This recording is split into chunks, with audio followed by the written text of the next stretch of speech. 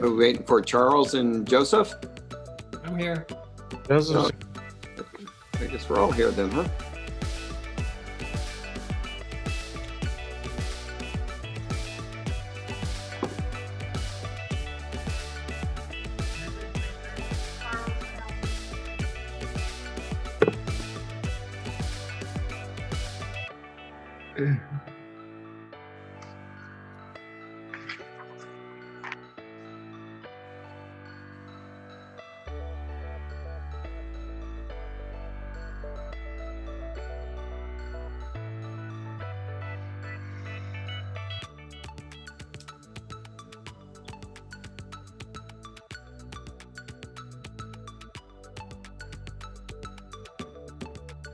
I feel like we should be doing a countdown or something. 26, 25, 24. Like one of those scenes in a movie when the bomb's about to go off. Gotta wait till 2 seconds, defuse it. At the red wire. It's the red wire. No, it's the blue wire.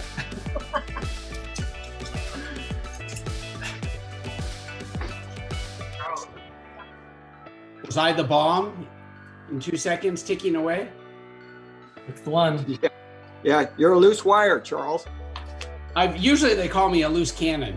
Loose cannon, okay. Hello, everyone. No bomb talk. Hey, thank you.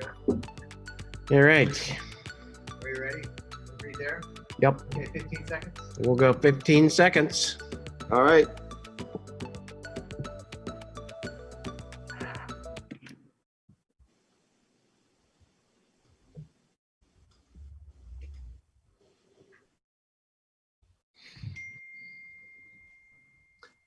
All right.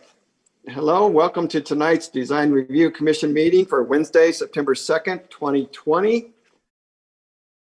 Pursuant to the Governor's Executive Order N-29-20, City Commissioners may participate via teleconference. Teleconference locations are not open to the public pursuant to California Governor's Executive Order N-29-20. For the public, if you'd wish to participate in tonight's meeting, if you'd like to join us from your PC, Mac, or iPhone, the ID number is 938-6683-2417, and your password is 123718. If you'd like to join by phone, the number is 1-669-900-6833. So we can have a roll call, please. Yes, Mr. Chair. Commissioner Krilling. Here. Commissioner Gorney. I am here. Commissioner Valia. Here. Vice Chair Case. Here. And Chair Killian. I'm here. We have a quorum. Okay, let's move on to item number 2, which is the consent calendar. Nothing is noticed on the consent calendar, although we do have 2 items that are up for renewals for 1-year extensions. Can we move those to consent, or does anybody would like to pull them or discuss them? Well, we can go, and if it's okay with the rest of the commissioners, maybe a nod of the head, we can move them to consent calendar. Yes. And then we can ask if anyone would like to pull those off the consent calendar.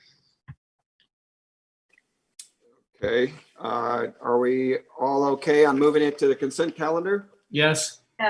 Yes. Okay, and just for the public, the 2 items are, the first one is F&M Bank. They're requesting a 1-year extension of their approval. And the second is the Carmel Townhomes. And again, they're asking for a 1-year extension of their approval. So now that they're on the consent, would anybody like to pull them for any discussion? Okay, hearing none, do we have a motion? Mr. Chair, what we might want to ask if anyone in the public would like to pull those from the consent. Okay. So we'll open up to the public. I guess there's a 15-second delay, so we'll wait a while. Again, the ID is 938-6683-2417, and the password is 123718.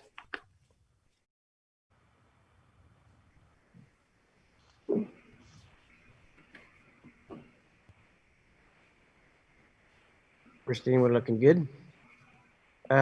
Don't see anyone chiming in, so we'll look for a motion in a second, please. I'll make a motion to approve the consent calendar. Okay, do we have a second? I second it. Okay, if we could have a roll call, please. All right, Commissioner Gorney, Yes. Commissioner Valia, Yes. Commissioner Krilling, Yes. Vice Chair Case, Yes. and Chair Killian. Yes. Motion carries unanimously. Okay, that brings us to public hearings, and we're moving to number 4C. The project is the Skyline Sign Master Sign Program. And could we have a staff report? Mr. Chair, we actually skipped over public communications. We can ask for, before we get started, if there might be anyone in the audience who wants to speak on anything that is not on tonight's agenda. All right, that was actually item 3, wasn't it? Too fast here. All right, so if anybody in the public would like to comment, as Ken said, on an item that's not on tonight's agenda, now is your chance.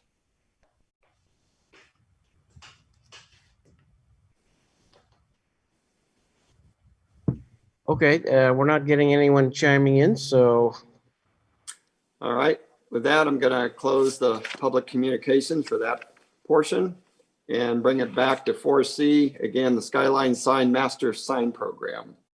And if we could have a staff report, please.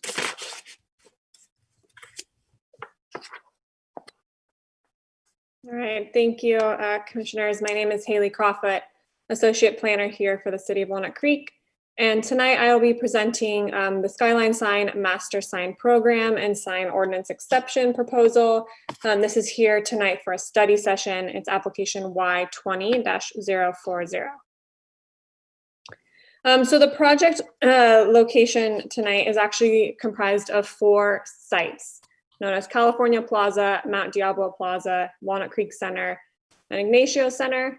They're roughly surrounded by 680, the BART tracks with North California Boulevard bisecting the general area. And so tonight, the proposal before you is a combined master sign program for all 4 sites that would allow the installation of skyline signs installed at the upper parapet that would be visible from 680 and the adjacent BART tracks. And I'll just note that the intent of this master sign program is not to replace any existing master sign programs for the individual sites, but this would complement all the existing master sign programs that we have.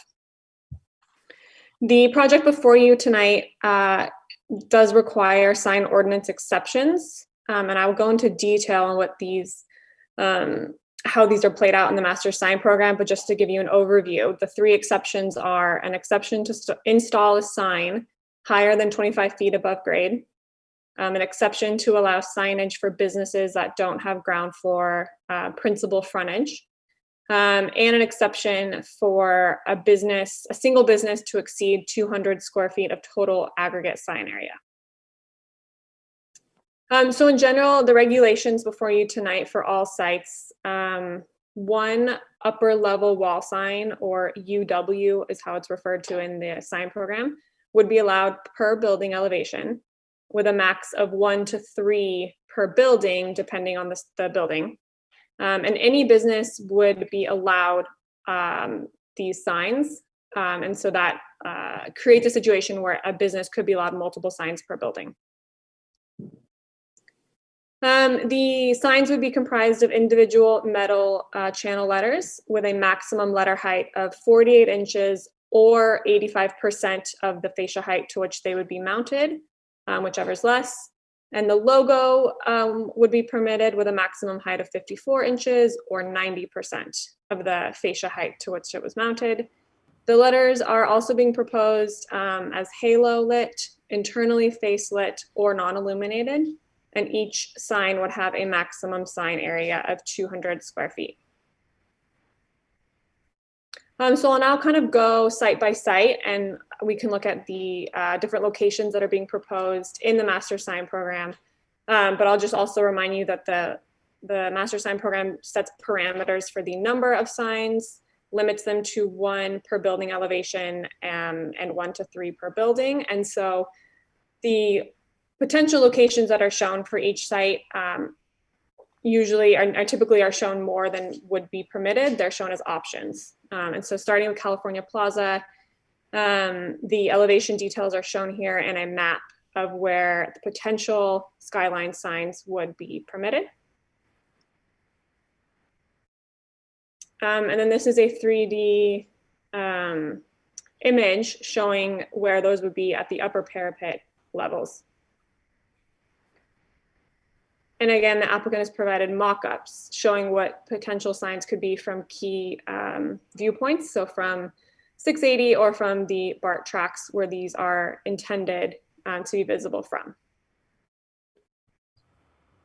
Mount Diablo Plaza, again, the same elevation and plan here showing the options for these locations. In a 3D image showing some potential locations. I will point out a unique situation, or unique feature of the Mount Diablo Plaza is this UW3 wall sign. Here's a better image of it. And that, unlike the other signs on any other site, is being proposed on a stairwell.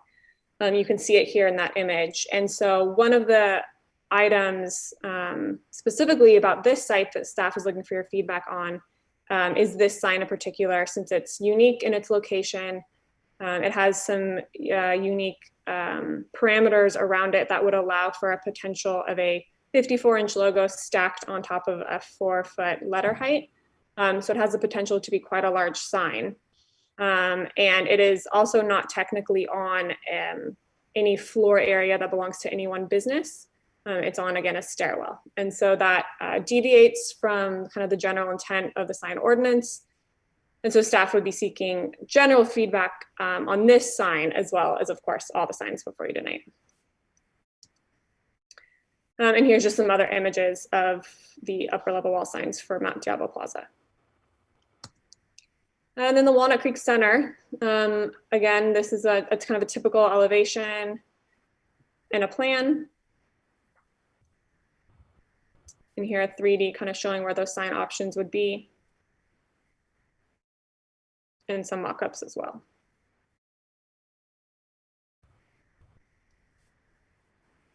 And the last site is the Ignacio Center. This site is a little bit more unique in that it does have multiple buildings on site. And so there are different situations or different fascia heights being shown here. And so different elevations are being shown, but the same general criteria apply. And so here's another potential and some 3D elevation or a 3D image. And again, some mock-ups. So as I mentioned, there's 3 sign ordinance exceptions that the master sign program would be required as proposed before you tonight. The first one being to install a sign above 25 feet above grade. The second one being to allow signs for a business that does not have principal frontage on the ground floor. And the third exception would be to allow a business to exceed 200 square feet in overall sign area. And that's because a business could potentially be allowed more than one sign. And if each sign is 200 square foot individually, then there's an opportunity for a business to have more than 200 square feet total. And so in order to meet or to make a sign ordinance exception, the Design Review Commission must make some findings. There's actually 5 findings, but 3 of them are applicable to this project. So the first one being That the sign size and placement limitations or aesthetic objectives of this chapter, being the sign ordinance, shall be followed as closely as practical. That the intent and purpose of the sign regulations shall be followed as closely as practical, and that an exception may be granted when it can be demonstrated that the signs are necessary to further a public use or a public benefit. And I also want to kind of point out and remind the commission that back in March of this year, Terry Kilgore, our assistant city manager, presented kind of a general scope of this project to the Design Review Commission, and really a connection with addressing current office vacancy rates that Walnut Creek is seeing, especially around the BART area, and connecting that as a potential to the lack of signage flexibility that we have compared to other adjacent jurisdictions, such as the area around the Pleasant Hill BART station, where they are seeing less spike in office vacancy, and where they do have more flexibility for signage to be visible from 680 and from BART and from these other key features. And so the applicant tonight is requesting this master sign program to help alleviate and address some of these office vacancies that they're experiencing. And so I'll leave you with this kind of a summary of the items for discussion tonight. As I mentioned, this is just a study session, so we're just seeking feedback and your comments on the proposal. But most specifically on the 3 sign ordinance exceptions, because ultimately the Design Review Commission would need to make findings to allow the exceptions for these signs to be installed. And if the Design Review Commission does feel that they can make those findings, then other items for discussion are how those signs are designed. So the maximum letter and logo size, the illumination being proposed, the city's design guidelines discourage halo or facelit letters for office development and for skyline signs. So staff would be recommending that these signs only be halo lit or non-illuminated. And finally, that one sign at Mount Diablo Plaza that was proposed on the stairwell, staff is seeking the Design Review Commission's comments on that sign as well. I'm here if you have any questions, and I do know that the applicant has a team here of their sign team as well as the property owner representatives to answer any of your questions as well. Thank you. All right, great. Thank you, Haley. Do we have questions of staff? I have a question. So Haley, if we approve the master sign program, then when a particular business wants to put up their sign, who's the reviewing jurisdiction for that particular sign? Is it the owner? So typically they are, usually they're reviewed by the owner before they even come to the city. But the city, so planning department would issue a sign permit to install that sign, and a planner would be responsible for making sure that all the details, the letter heights, the illumination, all matches what was approved, if approved, in the master sign program. Okay. And so is there anything I didn't see it in the package that controls like the color of it? Because in all the renderings, they're very like gray and white and simple. So if we wanted to do bright red. It's my understanding that there is flexibility, probably depending on the tenant. The specific tenant. We can also ask the applicant that. I'm not sure if they have tenants in mind already with colors that they could speak to. Okay. Okay. Thank you. Any other questions for Haley? Haley, I have one. I think is measure A, is that the one, am I correct on the height limitations for buildings? Yes. And were all these buildings, I think these buildings were built before Measure A came to be, right? So they're all higher than the current height would be allowed? That's correct. So are these buildings pretty much in its own group in that if somehow it was tied to the Measure A height limit, that there aren't any more buildings in Walnut Creek that would fit into this category? You mean any other buildings that could potentially be at similar heights? Correct. I mean, there are, obviously, without changing Measure A, no, there would not be. There are, I think, potentially some other ways, through maybe a density bonus that some housing projects could. But if we're just looking at office buildings or commercial buildings, no, without changing Measure A, they could not be built higher. Okay, so what I'm angling for, somehow if we come to approve this in some form and it's tied to some sort of height, there is a quantitative number of buildings to where we're not opening Pandora's box or everybody wants this type of a sign. Well, the findings that those findings that I laid out, if the design review commission made those findings, they would be unique to the 4 sites and the buildings that are presented tonight. So that doesn't stop, another, neighboring office building from applying or from asking about it. But those same findings would apply to them just as the site. And so in that situation, you would have to make those findings again. And so depending on what the design review commission's feedback is, if there's findings that are unique just to this site, that would allow signs for these businesses that maybe others wouldn't. It would depend on the situation and on what's being proposed. Okay, all right, thank you. Okay. Brian, I have questions. I was raising my hand, but I don't know how you want to do that. Oh, okay, go ahead, Joseph. Okay, a couple. The criteria for who gets the sign, it's just basically up to the landlord, correct? That's how it's proposed currently, yeah. Okay, and what is currently allowed? Like, if they wanted to put a sign on the building, they could put a sign under 25 feet tall, correct? Within their sign program? Correct. A lower fascia going across? Right, and I'm there's other, they would need to meet all the other criteria of the master sign program, but Okay. Square anything footage. under 25 feet.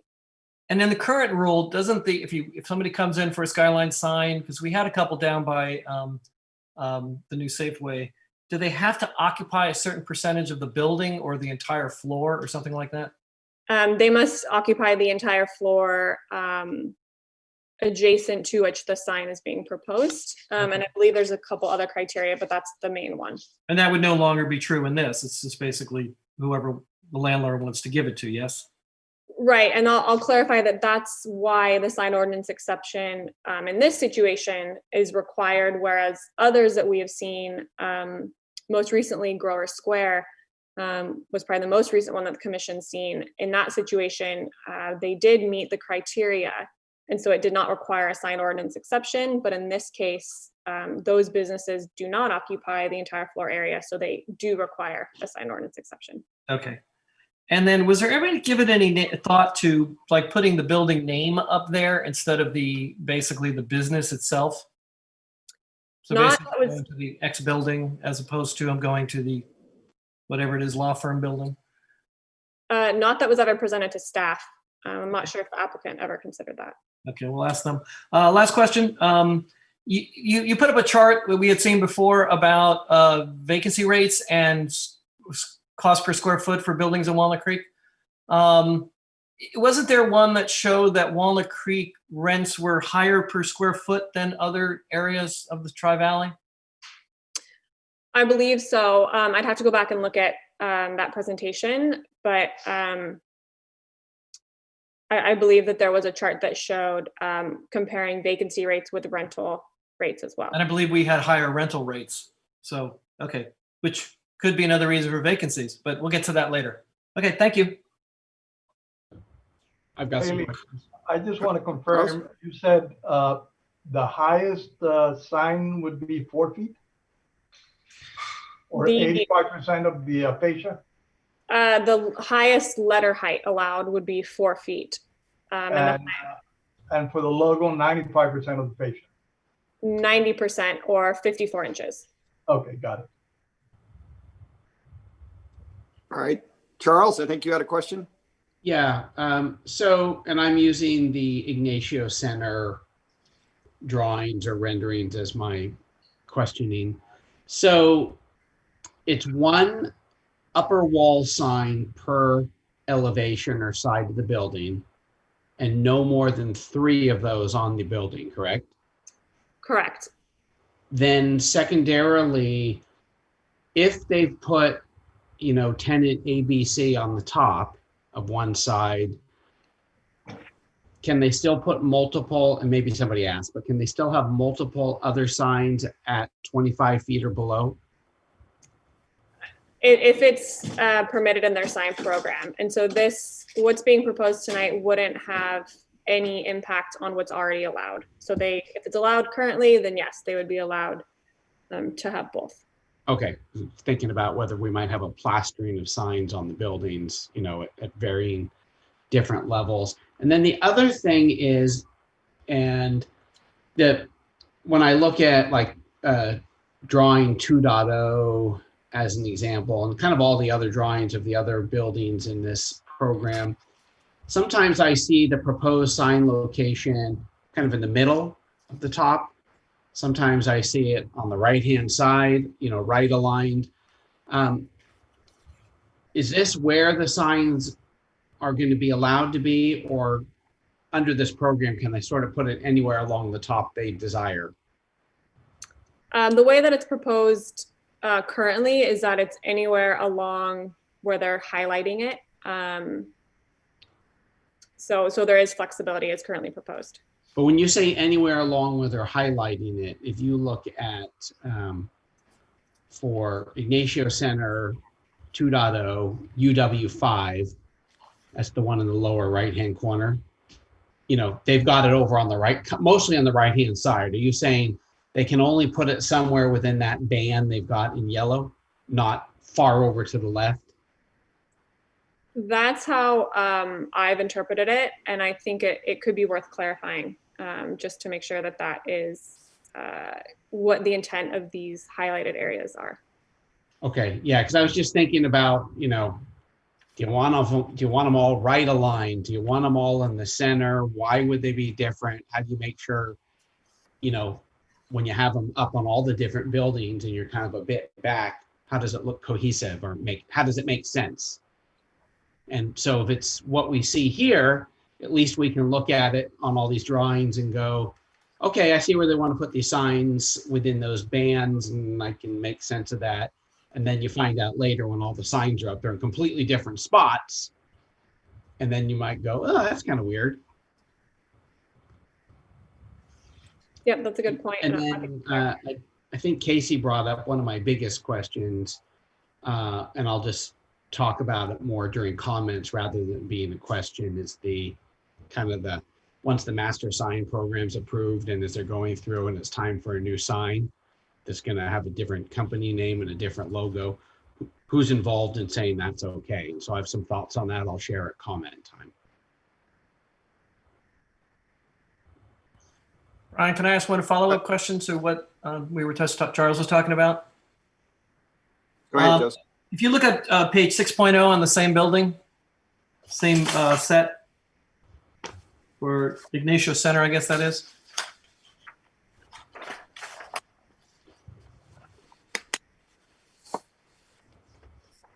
I'm not sure I have all the. Oh, that one, that's the one. Okay. Do we know that the signs that are shown there are actually 4 feet tall? I mean, Anderson Consulting looks a whole lot smaller than a 4-foot letter. And even Lincoln Financial looks like it's smaller than a 4-foot letter. You would set a maximum 4-foot letter, but at some point, will we get a drawing that shows the actual fascia size and that the letter fits? One of the items that that staff is requesting is that we have all the fascia heights for every potential sign location, so that we can verify when they do come in that they are meeting the requirements. Okay. But I will say that certain signs or certain dimensions were included on the elevations for some of these sites.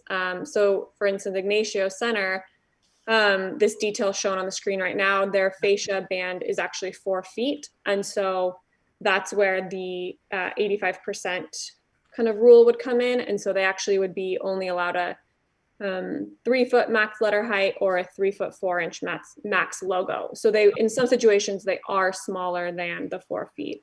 Thank you. I missed that. Thank you. Okay, at this point, why don't we bring in the applicant? The applicant would like to state your name and then whatever presentation. And this is a study session. So I think rather than having our regular question and back and forth and comment, let's loosen it up a little bit and just have some free flowing thoughts going back and forth, and maybe we can get a little bit better synergy going here. So if the applicant's here and like to. Sure. I'll start. I'm Jason Chidorchi. I'm a principal at Align Real Estate, and I represent the ownership of Walnut Creek Center and Cal Plaza. And the team from both Hines, who owns Ignacio Center, and the team from Swift, who own Mount Diablo Plaza, are on the phone as well. We all are working together to try to get something done and be cohesive, and appreciate your guys' time and listening to us. We're excited to be here. Look, this has been a tough time, and we can talk about the rents and the vacancy and what has happened and transpired since Terry's presentation. I think she did a great job kind of laying out the economic benefits. But this is really a sign that the Walnut Creek Park area is open for business. And we've lost tenant after tenant, large tenants like AAA, like UBS, like Mass Mutual, who have gone to neighboring markets where they can get the identity they are seeking, that they want. We really appreciate consideration here. We think this would be a really big win for this market. We've focused on signs that meet the objectives here of looking at BART and looking at the freeway and not just trying to put a ton of signs up. And I think, Ted and Gordy have done a nice job with the presentation. And with that, I will let take it from here. Yeah. Thanks, Jason. Yeah, echoing what Jason said, I'd like to thank Haley for all of her work and her support. It's been a great process, been a good back and forth, and we appreciate all of your time just talking this through, and the option to make it kind of less formal and a little more back and forth is great. I took a few notes while some of the questions were being asked. So I thought Haley did such a great job of walking us through basically every project. I thought I'd just kind of hit on a few of the questions. One of the reasons we connected the letter height to the percentage of the fascia is that on a lot of these buildings, we have these fairly small fascia bands on very massive buildings. And that's why it was Haley's recommendation, and I think it was a good one, to do the whole building elevations. So you can really see that in the scale of these buildings, these signs are going to be fairly small. There's only one sign that's going to be allowed on any frontage. So you're never going to see two signs on the same face of a building. And also because of the fairly limiting fascia bands, a 3-foot letter on a building this size is actually pretty darn small. We do a lot of larger, buildings that are this type of size, and it's not unusual to see logos get up 5 and 6 feet tall. So 3-foot letter in the distances that we have to our audiences on 680 and 24 is kind of minimal in terms of scale. And that's another reason why we're really hoping to get facelit letters, is that halo lit letters just aren't going to have the impact a lot of the brand conscious employers are going to want and really like about these key locations. I think that the visibility to these key locations is great. And then giving these companies, brand conscious companies, the opportunity to display their brand in these highly visible areas would be a real win, both for the city and for these buildings. So that's why we wanted to push that percentage up to 85%, just because of the strong banding on these buildings. I guess banding was really popular when these buildings were all built, because I think they were all kind of built at the same period. Colors, we do want to give as much flexibility to our potential tenants as we can. So we are allowing colors. It will be up to the landlord. At some point, the landlord may go, whoa, that's a little garish on my building. These are nice buildings, and these are buildings that obviously landlords care a lot about. They're in pristine condition, and they're really very nice things. But we are allowing flexibility of color. The tenants will be, again, up to the landlord's discretion as to which tenant goes on which face. So if they get a big multi-floor tenant, they'll have the flexibility to give them a couple frontages. The number of signs is also, in addition to never seeing two signs on the same side of one building, there's also a cap. Most buildings are capped at 2 signs per building. There's a couple unusual buildings. A lot of these buildings have a lot of geometry and not a lot of opportunities. So there's a couple buildings that we allowed to have up to 3 maximum, but never more than that on a single building. So when you look at the photos, you see more than one sign. You see more signs than in reality would be permitted. But we wanted to give you an idea of what we were proposing here. Let's see. The question about location. The rectangles that you see on the building, those we think are the optimal viewing points that a tenant would want. You'll see that, like on Ignatia Center, we have the large building is a very symmetrical building, so we centered it. A lot of the other buildings tend to be asymmetric, and so on those buildings, we envision someone wanting to be able to slide their sign left or right a little bit, but we think that the area that we've chosen is kind of the optimal viewing location for a sign. So we anticipate that that's probably where a tenant's going to want one, is somewhere in that vicinity. Slides a little left, slides a little right. I'm not sure that would be a problem, and we kind of leave it up to the tenant. Again, the buildings are asymmetric. I think they can handle signs being right or left justified. I think they can handle signs in the center of walls. There's a lot going on in these buildings with stair stepping and things like that. That symmetrical buildings I can see going, okay, let's center those ones and make that clean. But on the other buildings, I think there's enough going on where we don't really feel compelled to do that. I think that kind of hit all the high points. You have anything, Gordon? No, that's good. Yeah. So, if there's any questions, we're here to answer them. All right, and let's just jump in. Like I said, we can kind of keep this free flowing rather than a very formalized meeting. So let's just go back and forth, and maybe that's the best way of handling it since it's just a study session.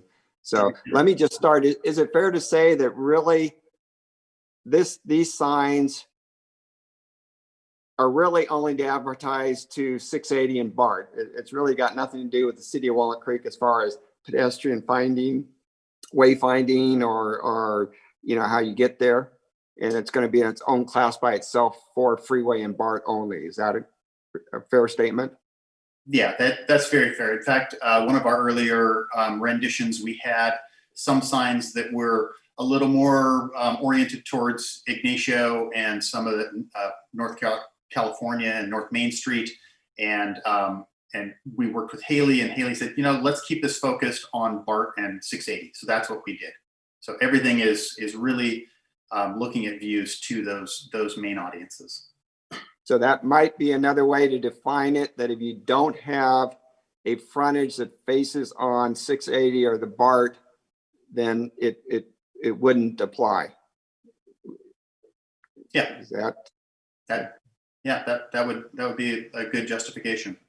In fact, a couple of our earlier locations, when we got into studying them, we discovered that, there's a building right in the way, and there's just no way to see that surface. You get the 3D and you think, that's a great surface. And then you start looking at the actual sight lines and you realize, there's another building that's right in front of that. So. Okay. All right. So anybody jump in. We're not going to be raising hands, I think. Let's just keep this moving. I just have a question. So where does the big sign on the stairwell tower fits in on this strategy? Because that's humongous. That's a huge sign. That sign is there. Let's go ahead and I'll just pull that sign up because I know that is so that's this sign right here. And this is one of those buildings that, again, it's going to be a matter of there's 3 signs total on that building. There's really only one opportunity on this building. So that sign is, let's go back to the size. When you look at it in context of the building, that is like the maximum square footage that it could be. that hatch shape. So it would not be dominating that surface at all. I mean, it's in context of the entire building. You know, it's not going to be an overwhelming sign, and it's going to be letters. You're going to see the wall surface behind it. It's not like it's a big lit cabinet or anything like that. So when you really get down to what it will look like in 3 dimensions, you know, you're talking about a sign that's, you know, maybe that big. Now, wouldn't that, going back to my earlier comment, that's not technically facing either the BART track or 680. That's facing north, isn't it? That one is pretty visible from 680. In fact, this is a shot from 680. Yeah, it looks like it. And that Well, visible or fronting 680? Visible from. Okay, but it's not fronting on either one of them though, correct? You know, I'd have to look at exact angles. Yeah, it's not parallel to 680. No. Okay. Seems more like when you're driving down the freeway, you'll see it, or if you're coming down BART, you'll see it in the distance. Yes. But my sense is that it actually deviates from the pattern of fascia, 85%, 4-foot max sign. This one appears to be random. It appears to be a huge sign in the middle of a tower because it looks it's visible from many places, but it doesn't have the design relationship that you've been establishing with all the other signage. Well, it actually sort of does. So we did say that the logo height is still the same, can't be more than 54 inches. The maximum letter height is still 4 feet. So all we're really doing is we're taking what is normally stretched out on a fascia and allowing it to be stacked because we have a large surface. So the letter heights are the same as a fascia sign. The logo heights are the same maximum as a fascia sign. It's just a different proportion. Instead of having this fascia, we have a rectangle, a more square shape. And so we basically took the exact same criteria and allowed it to happen. Yeah, it's just that I find the design intent of the other signs to go very well with the building. I mean, it sort of reads the building. This is just a sign to be seen. The other ones become part of the building. They blend very well with the fascia. Size is moderate. The lighting is going to be what we want it to be. But this one is just a huge sign, which in turn you could be placing anywhere else in any of those other spots. I think it doesn't relate to the building as good as the other ones do. Okay. Yeah. It's because I think it's very massive. I mean, that's my reaction to it. Yeah, it's kind of funny because when I look at the building, I almost think that the architect probably envisioned a sign there. I'm kind of I'm on the fence on that location. I've gone back and forth between when there's nothing on that piece of wall, it stands out like a sore thumb. It's kind of a big blank wall. At the same time, because it's a 2-line sign rather than 1 line, it does stand out from all the other signs. I mean, what if it was just a single line sign and logo, or a logo and a single line? I don't know, Carlos, if that would be any better to you or not. Well, it becomes like a billboard to me. I mean, that's what bothers me. I mean, the other ones are part of the building. This is a billboard that could go anywhere else. That's a good point. A standing billboard anywhere else, and it'll serve the same purpose as this one. A big sign that has no relationship to the building. It's because for me it's massive, and it doesn't follow the design intent of the other signs. I think when you use the billboard word, it kind of hits home. That's a good way to put it. And if it was a single line sign, it would get lost in that wall. It will get lost. Will definitely get lost. Yes. I'm staying with that picture on the UW4. That's the sign band that faces the BART tracks. Uh-huh. What determined that floor versus going down a floor or up a floor or up 2 more floors? There we were, our audience was Bart. Bart's elevated at that point. And if we went up further, then it'd be very hard to see from Bart. And just felt that was kind of an optimum location for it. Okay. And is that locked in if this is to go forward? What if the tenant said he's actually in the floor above that and he actually wanted his sign, even though it might have less visibility to Bart, over his floor? Would he be able to do that, he or she? And not without amending this program, I don't think. Okay. Yeah, that the intent is that the locations, that the frontages chosen are the only permitted frontages. Okay.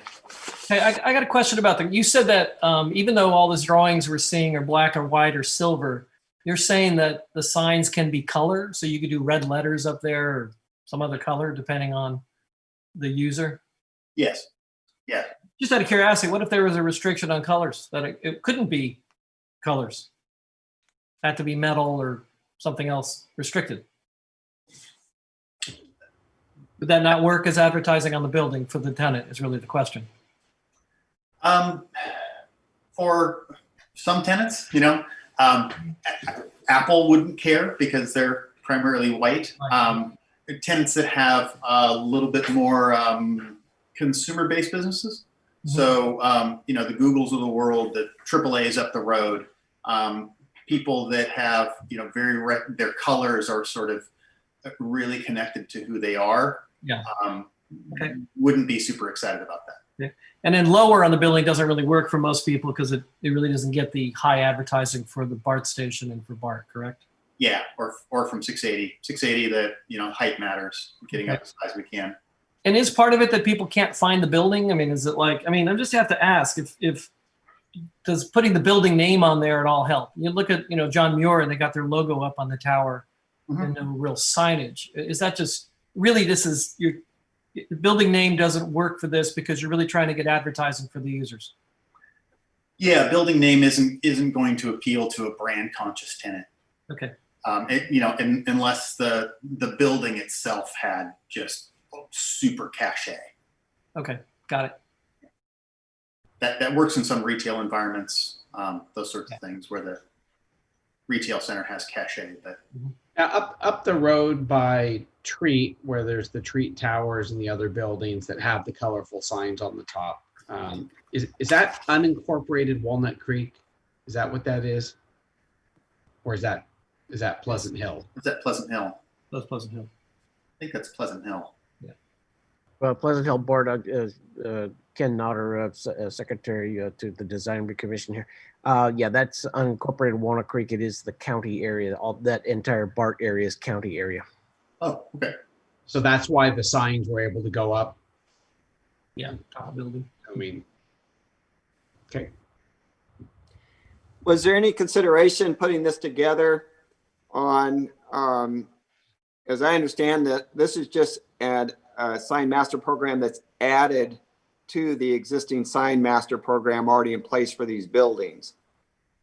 So was there any consideration that if a tenant ABC gets that big billboard sign, that they then perhaps limit their signage down below on a monument sign or on a prominent frontage and give someone else the ability to have signs? We did go around with Haley on putting together a comprehensive master sign program for the project, for each project, that would cover signage down low and monument signs, and basically totally it would be one comprehensive document. And the problem with that was just that it just felt like you know, putting too much stuff into you know, the 10 pounds of stuff into the 5-pound bag. And so what we agreed was, let's just stay focused on this limited cross section of signs, and these are the things that were most important to ownership. So And Mr. Chair, I'll just chime in here. Master sign programs allow for signage of first floor tenants only, and nothing on the second floor or above would be allowed on the lower master sign program. Does that make sense? Right. I was just wondering if ABC takes, has the first floor, second floor, or whatever, and they have the big sign, and then they're also the ground floor sign, and then the little corner tenant that has maybe 1,000 square feet on the lower floor doesn't get any signage. Yeah, the master sign program for the lower signs is really meant to address pedestrians, motorists, and folks who are looking for the particular tenant, and should address every ground floor tenant if there is signage allowed for those tenants. Not every office building desires to have ground floor tenants identified, but a lot of them do. Okay. I think one important thing for me is about the approval of the sign. So once the program's put in place, there's still a myriad of colors, logos, fonts, etc. That is left to the landlord. I would feel a lot more comfortable, because this is a big deal. If this gets approved, this is a pretty big deal for the city. It's the first time I'll call it a fairly large scale skyline sign program, right? Kind of really breaking new ground for the most part. I wouldn't want to see the landlord having to come back for public hearings all the time, because I think that would be excessive. But is there a possibility that, the sign subcommittee can work with city staff and the landlord as, one tenant leaves and the new one comes in, and they're, here's a new sign, or for the initial signs as well, such that there's some level of overall design review to try and make sure it all looks good, to say it very basically, and not just leave it to the landlord. Yeah, I had a similar thought, because I feel like I don't mean to be saying something negative, but I even have a hard time distinguishing one of these buildings from the other. So I actually think some signage on it is a nice branding opportunity. But I think it could be really great and help, create a sense of place for these buildings, even if it's just from people passing by. But it also has to be thoughtful and well designed. So there's a part of me that, yes, the ones shown in the package are very simple and non-offensive, but it almost feels like they could be actually very fun and artful and something that is memorable. And so it would be fun if there was a level of design brought to it that felt like it was really enhancing the building and not just saying financial, attorneys here, attorneys at law, something like that. Or if it were a little bit more of a, graphic design exercise. But I am not entirely sure how to control that level of thoughtfulness. Yeah, that's how I feel, because some of the buildings there have logos and kind of a design sense. That's why I was asking about logos on the building more as a place. I mean, I hate to say it, I consider this to be advertising, and we're putting billboards for advertising on top of the buildings. And I really got to say, I don't support it at this point in time. I'll say that because this is a study session, and I just want to make sure I give the applicant a chance to speak on this, because, and I think we're asked normally to look at the aesthetics, and I think, yeah, maybe you could say that the fascia could take a sign, but I don't really see any public benefit at all to doing this. I think we're really going outside of the normal signage program. I understand the economic benefit. I get that, but I've always liked the fact that Walnut Creek does not allow skyline signs. We've been asked to do them in a lot of other places in town. over by Shadelands. And, you know, I think the lower signs that are more auto or pedestrian oriented make more sense. And I pretty much am not going to support putting advertising on top of the buildings. In your program, I didn't see anything about timing. If these were to go up, are they going to be lit 24 hours a day or? Part of it. Yeah, that's definitely something we could include. That there would be certain times when lighting is on and off. We make a note of that. Yep. That's a good comment. As Charles said, this is a big change to what we do in town, and people are going to see it and notice it. Yeah. So it is critical that this is not done flippantly, if it's done. May I address the last comment that was made? Sure.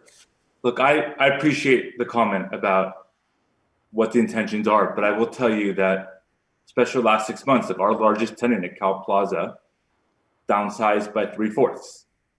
Our buildings are a population for not just the buildings, but they're for downtown, the restaurants, for the area around it, especially with the transit village coming across the street. We need help. Like, this has been tough. We have lost big tenant after big tenant, and these are beneficial things for the city and for the ownership. And I think this really would be a game changer for us. And we'll work with you guys in terms of what you think is important to do. But really, honestly, it's been rough, and we're losing our big tenants to Oakland and to Pleasant Hill, BART, and to Pleasanton and to other markets where we want to show people we're open for business. And our rental rates have fallen, and we've given them concessions, and we've done what we can do. I think we can do things that you guys, the way you want us to do it, and appreciate some of those comments, but really do things as a benefit for the entire Walnut Creek market. And what you're saying is you want to have a signed program on this, so it's not done on a one tenant at a time basis. Because if you have somebody coming in to rent a space, you want to be able to say, yes, we can give you this spot, versus you'll have to go through a big process to get it approved, correct? Yeah, and look, there's a reason that we came together, right? Swift and Hines are our competitors. We obviously bought 2 of the projects, but we wanted to come with you guys with something more uniform, and Haley's been great to work with, where we're not just one-off. You know, Hines had signs that were facing locusts to Dematio, and to Haley's credit and to Hines' credit, that wasn't part of the program. Grover Square came in with their own program for First Republic, obviously, and that wasn't part of what we're trying to do. We tried to come together to present something more uniform for you guys. We get you don't want to see a race car. We get you don't want to see a bunch of different signs, and I think the Lutheran and the Wiedner team has done a nice job of trying to make sure that doesn't happen and limiting the amount of signs. Would you be okay if within certain restrictions that the sign would have to go to sign subcommittee just for final review? Look, again, I speak for part of the ownership. I would want to talk to everybody, but look, we're going to take whatever comments come out of this and take them to heart. Again, Terry, Haley have been great in giving us feedback, and I think I would hope that they would say that we've been responsive to what they've asked us to do. Again, this is important to us, so we're going to work with you guys. I can't find the exact wording in the, I saw this before early on in learning about the Design Review Commission, but I do believe a part of our charter, aside from the aesthetics and architecture and integration into surroundings, is also the economic viability brought by the designs that we approve. So I think that it's a counterbalance to, yeah, you could call it advertising, but at some level, I think we have as a part of our charter, maybe Ken, you can correct me if I'm making this stuff up, but I think I remember reading somewhere in the ordinance or somewhere that economic viability is a part of all of what we're trying to do here. Good point. Yeah, that's correct, Charles, and thanks for voicing that. You know what? While I have the floor here, what I will say is that the sign ordinance allows for sign programs to be fashioned and approved such that individual tenants don't need to necessarily come back to the commission for approvals of their signs. It lays out the parameters in such a way that individual tenants can get a permit if they meet the criteria right over the counter. And so if there's discussion about bringing every sign back to the commission or the sign subcommittee, I'd have to look into that a little further, but I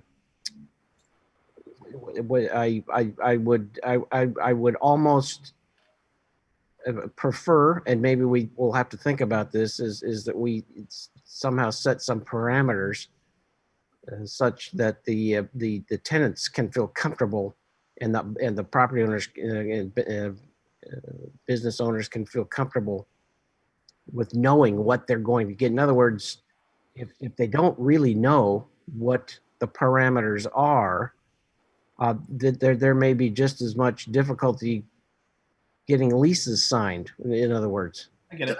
If they have to come to another body to get it approved, and if for some reason the subcommittee or the commission does not feel that the sign looks good enough, what does that mean?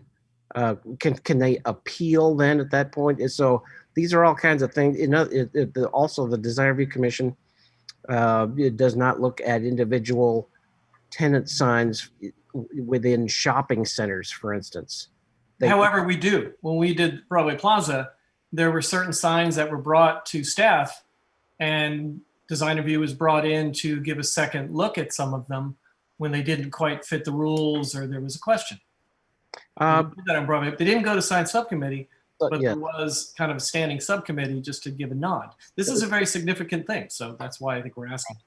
right. Maybe it can be like a hybrid, that if we have a program, a kind of a vanilla program that everyone approves, and if the tenants stay within that, it's a done deal. Then if they want to go bright neon color within that, then they know, while they're allowed a sign, but if they're going outside the vanilla package, then it comes back to maybe the sign subcommittee to look at that, knowing they still have the right to put that sign up there. But if they want it to be a blinking neon sign or something, then they have to go for another layer of review. And that might get back to Casey's and Charles' concern, about, how exciting the signs are up on there and whether it's cohesive or not. So maybe there's some sort of a hybrid we could put together just for these 4 buildings.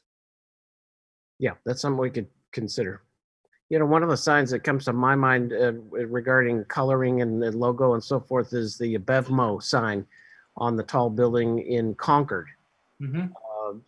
Think about that. Would that be appropriate here or not? And Subway sandwiches, if they wanted a sign, would be green and yellow in their logo. So we have to discuss what commission thinks would be appropriate or not. Yeah, that's a tough one because a lot of companies, even boring ones like Bank of America, have some pretty bright colors.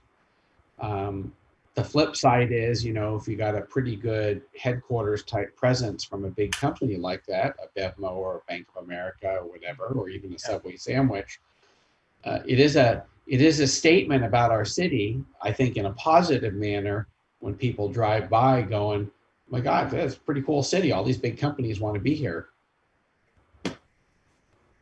You're also going to have trouble with companies like AAA because all they have is 3 A's and a logo. For them to be able to put a substantial sign on a fascia like that would be very difficult because their logo's tiny and they don't really have a name. So it'll be challenging for some people. Yeah, well, they actually have. I was looking at the AAA building right up the road there. And they got a bigger fascia to build. Yeah, they have AAA insurance, which they spelled it out on one surface and then logoed it on the other. And it's colorful and that's tasteful, and I don't think that's a billboard, and I don't think that doesn't bother me. That's not screaming, advertising. Well, it's not that bad. And I think the other thing is that you can see that the AAA logo is thinking about that one elevation where it's not part of the band on our program. Here's a good example of where they sized the logo to fit with the building. You know, it kind of goes beyond the band. If that band was straight across, it wouldn't fit. So they sized it here to fit the detail of the building. Space available. And I think that sort of relates to what we were thinking on that one large fascia space where on the stairwell area. And that might be one area that does have to get extra review if somebody wants to put something up there. Yeah, exactly. Yeah. Well, now you're getting into too, a lot of the signs that we're talking about, they're not halo lit, they're face lit. Right. And that's a whole, you know, where are we going to stand on that as well? But I think most of the corporate logos and signage tends to be face lit when they're way up on those buildings like that. Yeah, they generally are.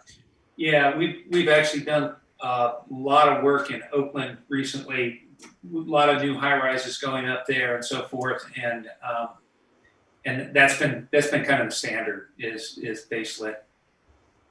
Yeah. In your marketing, do you have any way of knowing the tenants that might want signs? Are they more of a product company, or would they be more of like law firms or firms, you know, that maybe aren't nationally recognized? I guess that's a question for me. I think it goes building by building. I think the hope really is to attract new tenants to the market. So I think we're hoping that there's diversity of tenants. When we get weed maps up there, it's going to be interesting. We all voted for it. Okay. All right. Well, let's kind of keep this moving. It seems like we're kind of, do we have any direction at this point, or does the applicant have a sense? I guess we really haven't given any comments other than Joseph on our leanings, other than maybe what you can infer by our comments. So maybe at least for this study session, we can kind of wrap it up and see if we can move it along. Yeah. Are there any other deal breakers for people? Are there any other things we really need to be thinking about as we move forward? Well, definitely if it moves forward, that one big sign on that building, I think would have to be taken separately. I don't think it can just be 2 lines of text on there. That would have to be a separate one. Okay. I think for me, it would be also very limited. I'm willing to look at signs that are clearly to 680 or BART. And even saying that billboard, maybe because it's not, maybe in my mind, I would eliminate that, but allow others. So I'm kind of looking at a way that way, because I'm kind of coming down with Joseph. Historically, as long as I've been doing this, we haven't done that. So this is a change. And so I'm kind of tiptoeing into it, but I do recognize, the visibility from the freeway and the BART. And so that would be something, I might look at being a little bit more restrictive while still allowing them, to get the visibility on the 2 major corridors there. Yeah, I need to walk the site again to really understand it and drive it. But I think you do need to come back with details, lighting, are they going to be shut off at 10 o'clock or at midnight? Give us some actual dimensions on fascias. I'm more in agreement with the staff at this point on 75%, but I will say it's more important to me that the sign fits rather than any numbers, that if the sign fits at 65%, that's what it should be. Or if it fits at 90%, it's got to look like it was originally designed with the architecture. And that's what's most important to me. And I'll just share, I think you should have the ability to have the signs on the buildings. I work in Pacific Plaza, well, at least before COVID. And So I'm very familiar with all those buildings by the Treat Towers and 2999 Oak and the AAA buildings and everything down there. And I think it looks great, honestly. I think it looks fine. I think just because we're now talking about, the Golden Triangle core, nicest part of Walnut Creek's commercial space, and that does make this a little bit different than over there by the BART station. I just want to make sure there's like an appropriate layer of design review as one sign comes down and another sign goes up, or the initial signs. Not that it's a public hearing for every sign, but some level, I think it merits each sign merits a little extra scrutiny by design review or design professionals or a subcommittee, while not being restrictive to where your tenants can't put up their signs and logos. Because I do think I can see where the tenants are like, well, wait a second, I can just go up a mile and have my nice pretty sign up there. Why do I want to rent here and even pay a little bit more money? I want them to want to rent here and pay a little bit more money. I really do. So, but I just want to make sure, because it is such a big deal, this would be very precedent setting for the city, that it's got the right, I'll go from my kind of world of work, the right checks and balances in place to make sure that something doesn't go awry in the future. But I do support you having a skyline sign program for all these buildings. The other thing too, I don't want to put in is the precedent to where if, for example, the old Beacons building that's on Mount Diablo Boulevard, that faces 680, potentially might have some visibility to BART. So are they going to come in now, or other buildings, that say, well, look, they have it. Why can't I put a sign up there now? Exactly. And so I think we have to look at this very carefully and somehow, make the findings or make it limited if that's the direction we're going, for just this, or do we recognize that, okay, we may be opening up something here that could be citywide also. That might be part of the new design ordinance as part of the new design guidelines, I'm imagining. Yeah. I mean, the reality is San Francisco pretty much stopped skyline signs. I worked in a building that was grandfathered. That was One California. It was AirTouch. Now it's a bank. U.S. Bank. U.S. Bank, yeah. But interestingly enough, if you look at the majority of the buildings in San Francisco, they don't have signs now. Maybe because it's such a large city, iconic city, they can get away with that. And maybe we can't get away with that, out here in Walnut Creek, and have to find a way to add some pizzazz to the buildings. Okay, Carlos or Casey, did you have any input at this point? I take no exceptions with the signage program when it comes to all the signs that have a close relationship to the building.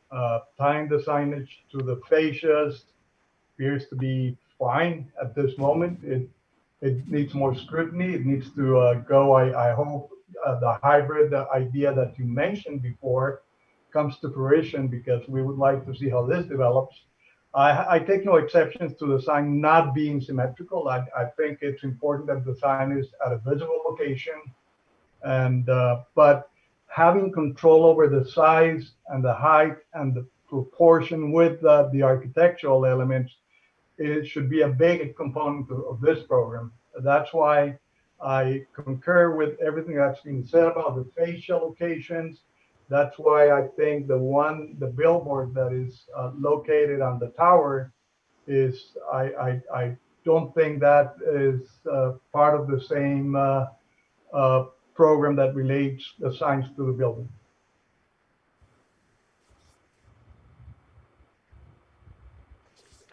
Okay, great. So applicant, do you have enough to go back and do some more? Is there anything that we've left off the table that you would like it to be discussed? I don't think so. Jason, do you have anything additional? Casey, did you weigh in on your general ideas? Casey? Yeah, for the most part. I mean, I feel pretty lenient about it. I actually feel like that spot on the building with the big opportunity for a sign is somewhere that I want to see something. I feel like it feels blank and empty. And I think that signage, I'd like to leave room for creativity too. I mean, I'd like to think that there are some signage designers who could do something that's a logo and a name and also really beautiful and actually enhances the building and creates somewhat of an icon along the freeway or BART experience that actually makes Walnut Creek stand out more than it currently does. So I want to make sure we don't make something so vanilla that now we're only going to get the financial signs that we're seeing in the package. I'd like to leave space for something neat and memorable to happen there as well. And encouragement, actually. Yes. Yeah. I mean, because I think, like I mentioned, those buildings, it's hard for me to even tell one from another. So a sign would be an opportunity to like distinguish something and I think create somewhat of a gateway. I think there's opportunity there. So I don't want to be so restrictive that somebody who really has that creativity, artful graphic design capability can't do something cool like that. That's what I want. Yeah, and I think maybe we can craft some language that goes into these programs that says if you do want to do something like that, then it does come back to this group or a subcommittee or something like that. Mm-hmm. That I like the idea of a program that we can get approved, that Jason and the owners can take and go out to lease with, go out to the marketplace with confidence, and then have some provision that says, yeah, if you want to do something a little more creative, here's a path to do that. So maybe we can work with Haley offline and figure out a way to do that. And really in parting, I also want to say that, we're very familiar with Walnut Creek. I grew up in Walnut Creek. I get that this is a big deal. And I really appreciate the serious consideration you're giving to this, because I know it's a big step. And it's something that hasn't been allowed before. So totally respect that and really appreciate the input and the openness from this group. Mr. Chair, if I could, we do need to ask if there's any public that would like to weigh in on this. We did not do that.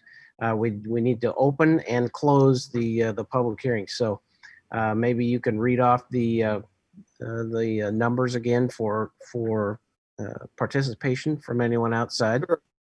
I haven't been very friendly to the public tonight, have I? Okay, we're going to open it up to the public. And if you'd like to participate, again, the webinar ID number is 938-6683-2417, with the password being 123718. And if you'd like to call in on the phone, it's 1-669-900-6833.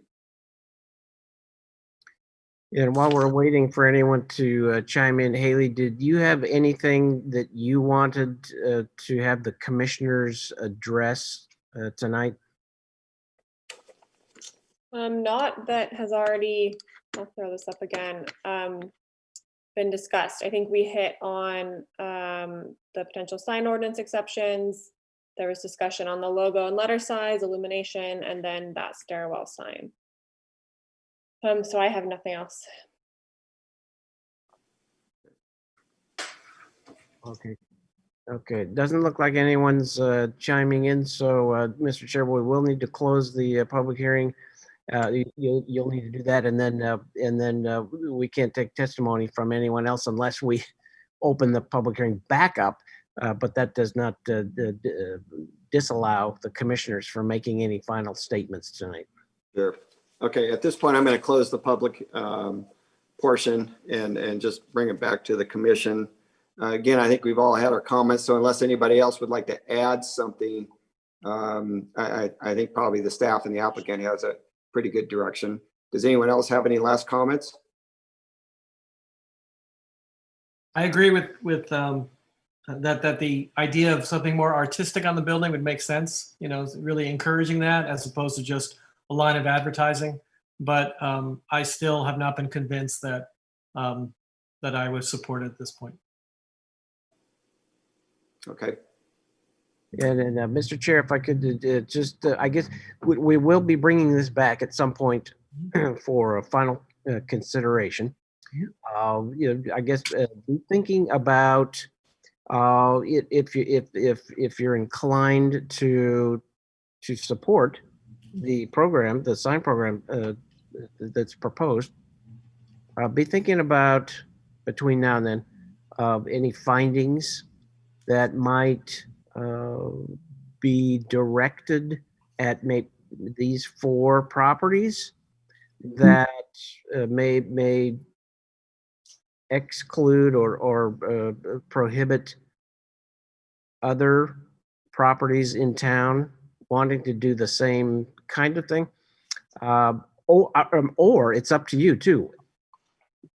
Can you make the findings that would be universal? And is that an issue to the commission or not? So be thinking about the findings that you may be willing to live with if this is something that you would like to move forward for these applicants.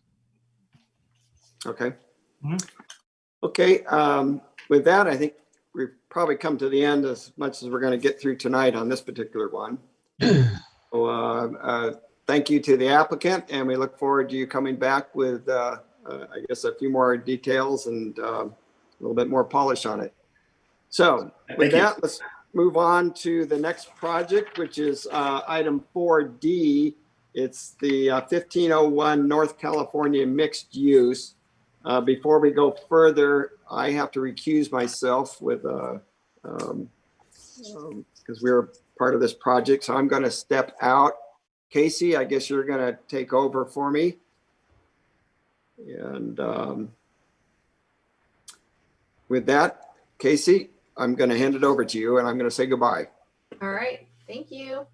Uh, And Joseph, did you have to? Casey, I too have to recuse myself from the project because I'm working with the neighboring property owner on some things and have been involved with this one. So I also need to recuse and I will not be back.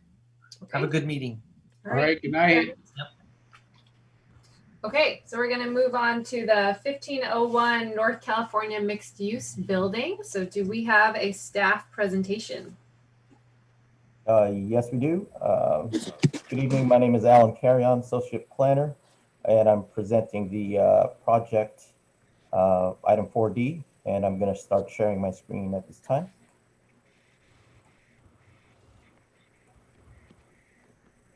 If I can find it, there it is. Okay. Good evening, Commissioners. As I indicated, this is an application for a mixed-use project at 1501 North California Boulevard. The applicant is Mr. David Bogstad with LCA Architects. And my understanding is that the owner is also in the forum, and also Mr. Bill Wood of William Wood Architects. The entitlements sought with this project include a tentative subdivision or condominium map for ownership units, the conditional use permit for a density bonus request. The density bonus units make up 11.1% of the units proposed. Of course, design review, which is the purpose of this evening. Tree drip line encroachment for 2 off-site trees, and environmental review for the project. This is a study session, and as Mr. Killian had indicated earlier, this is an exchange of ideas, input, and comments on the project concept being proposed this evening. The project is a mixed-use project. It's 27 units on 3 floors above approximately 10,200 square feet of commercial floor area.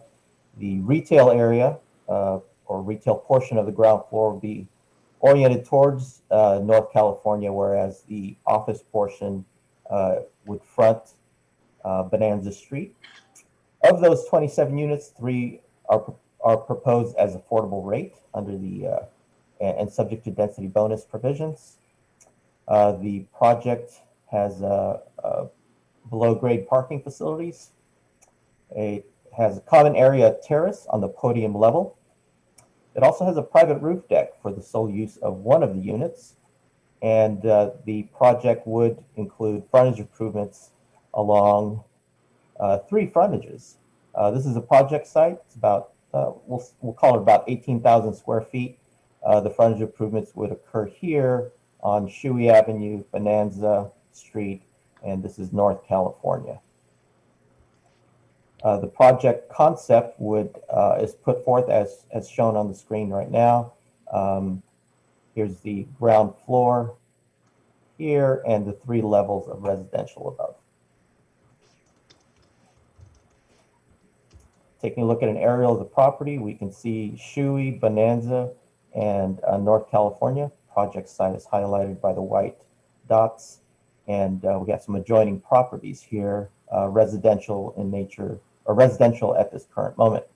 The zoning for the property is mixed use downtown, MUD. Recently, the City Council adopted the West Downtown Specific Plan. Contains about 170 or so acres west of North California, east of Interstate 680. I think Olympics at the bottom, and I think Pringle is the border at the top. This project would be located in the Mount Diablo Olympic District, and it would abut the Shuey, Almond Shuey District. In the specific plan and as amended, this project site has a 50-foot height limit, and by zoning a 1.50 maximum floor area ratio. The proposed floor area ratio is 2.56, and this is proposed under density bonus law. And we'll go into that a little bit more in a little bit.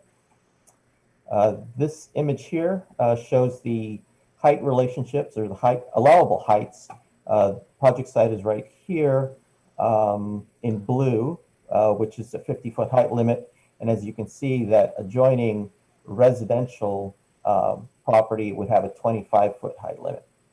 And across the street, that was increased along this portion here to be up to, I believe, 89 feet with 6 stories.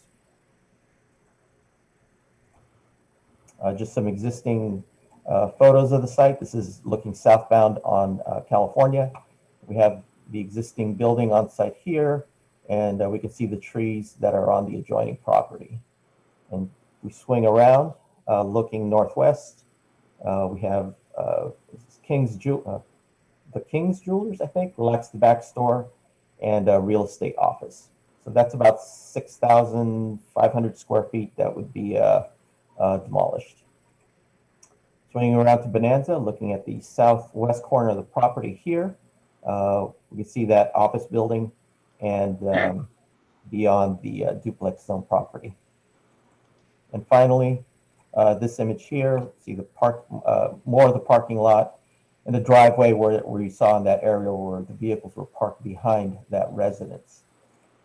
This pink arrow shows the property line fence separating the project site from the residential property adjacent to it. Just to give you some background on the state density bonus law, the project is eligible for concessions and waivers, and based on the 11% affordable to very low income, the developer is allowed up to a 35% density bonus, but doesn't have to use all of that density bonus. As such, eligible for 2 concessions, and a concession is defined as are exemptions from local standards resulting in identifiable cost reductions. The 2 concessions associated with this project include building height and parking separation. In terms of these items, the applicant has demonstrated to the satisfaction of the chief building official, the housing program manager, transportation administrator, and to other staff that the increased height of the building and not separating the parking requirements does result in identifiable cost reductions. And further, regarding waivers, affordable projects under density bonus law are allowed unlimited number of waivers. And those are defined as relief from standards that would physically preclude the feasibility of the housing development. In this particular case, one is the floor area, as discussed earlier, 1.50 FAR limit, and that is from the mixed-use downtown regulations for sites less than 20,000 square feet. And the second waiver are building setbacks, and specifically on this project, it's the step back provision at a building height of more than 40 feet of elevation. In terms of this building setbacks, the applicant cites that the 3 frontages and the setbacks applied to them, the step back, including the Almond Shoey district setback for relief from a residential project, does constrain the building envelope and thus has requested setbacks, waivers from that standard. Maybe you are away or doing something. Okay, we'll just keep going on. I don't know what that was. Changing over to the architecture, this is the elevation proposed to face North California. The building does have a facet here, just to show the relationship. We have a glass curtain wall, or as referenced in the staff report, a silo essentially with a capped round roof. And in the objective design standards, which are guidelines in this particular case, the ODS requires that building entrances to either the business or residence not be separated by more than 75 feet. In this case, the separation between these 2 points is about 87 feet. The applicant could conceivably split this tenant space here to be a single storefront and result in a door on this elevation to meet that. Staff is looking for comment in terms of that guideline. Another guideline of the objective design standards is for windows to be recessed approximately 2 inches, and indicated in the staff report that as concept drawings, we're kind of not down to that level of detail yet, but the intent of that is to avoid the flatness of these surface planes. And third comment from staff on this are these the fascias, as the previous item, the issue of signage. This looks approximately appropriately sized, but staff is concerned about this fascia accommodating adequate business sign identification. Similarly, that sizing would apply across the ground floor to the other elevation also. It would apply to this Bonanza Street elevation. Again, we have the silo, which is mimicked over here with a functional water tower or cistern. And here's a situation where the sign copy appears to be very tight on this fascia. The commission may want to consider increasing this fascia height for increased visual weight, perhaps 24, 30 inches, allow maybe up to an 18-inch letter on that fascia. In the center of the building, this is the residential lobby, and it's appropriately located in accordance with the mixed-use downtown from the retail, core area retail street, and also the area that it occupies. Take a look at the rendering provided by the applicant. We see the ground floor area and also the building detail or building articulation on the floors above. This building is well articulated, has a lot of pushes and pulls, also pop-outs and voids, which increases visual interest. And if we go to the materials, proposing metal panels for the storefronts on the ground floor, a mixture of horizontal cement fiber siding and also board and batten siding. And additionally, this corrugated metal siding in rust orange, which has most recently been used over at the Ruth Bancroft multi-use building. So these are the concept materials proposed by the architect. And we can see here the computer generated rendering. In this particular case, staff expressed concerns to the applicants regarding the reflectivity of the glass used on this silo feature, in that it could be a source of glare and heat reflectivity on the ground. Been assured by the architect that it wasn't so, but staff still has that concern.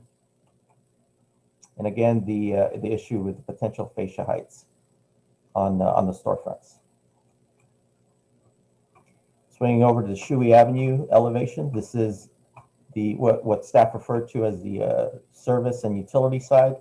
Here we can see the garage entrance to the building from the west. This is a roll-up door for the trash room, and the relationship of the building beyond to this portion along Shuey. Again, this is the applicant's computer rendering. There's a little bit of a difference. We can see a couple of windows on this plane here that are not shown, but overall there seems to be adequate movement on this elevation, and it's much more reserved than the elevations facing Bonanza Street and North California. Taking a look at the section, longitudinal, north to south. Here we can see basically where the garage entrance is, the ground level office, and the projected setback from the Almond Shuey district. And here's the height limit line shown also. So just very minor projections beyond that 50-foot. 2 levels of parking underneath. This is north elevation, so a portion of this would face the residential zone property, duplex zone property to the north. These trees, I'm not sure whether they were originally proposed on site or if this was projected from the adjoining property.